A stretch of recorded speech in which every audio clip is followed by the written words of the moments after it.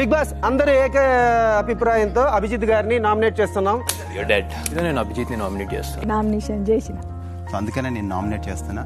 I want nominate Abhijit.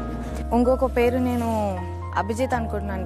Big boss Harika save అవుతుంది and నేను Abhijit nominate అవుతున్నాను.